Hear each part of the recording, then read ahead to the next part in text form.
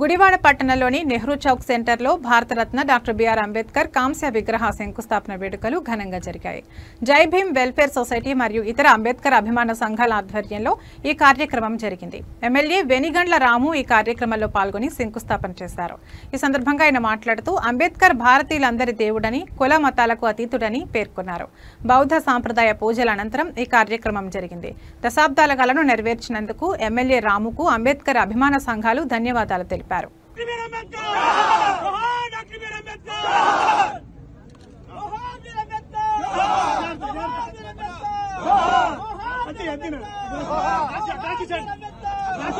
జాతీయ నాయకుడు ఏదో ఒక వర్గానికి నాయకుడు కాదు అని కూడా మీ అందరికి తెలియజేస్తానికి నేను ఏమాత్రం అధైర్యపడలేదు.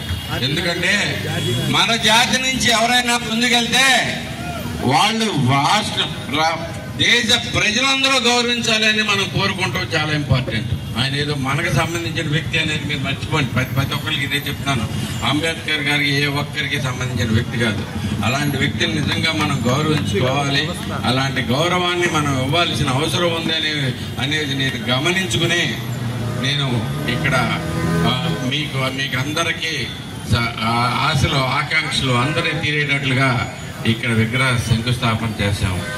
ఈ రోజుకి మనకి కరెక్ట్గా సెప్టెంబర్ 10th కల్లా మనకి విగ్రహం డెలివరీ వచ్చేస్తుంది. అది కూడా గ్యారంటీగా చెప్పగలను.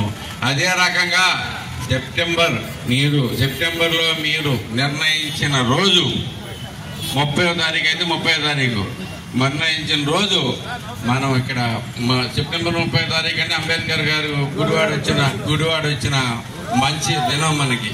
ఎందుకంటే నిజంగా అలాంటి మహానుభావులు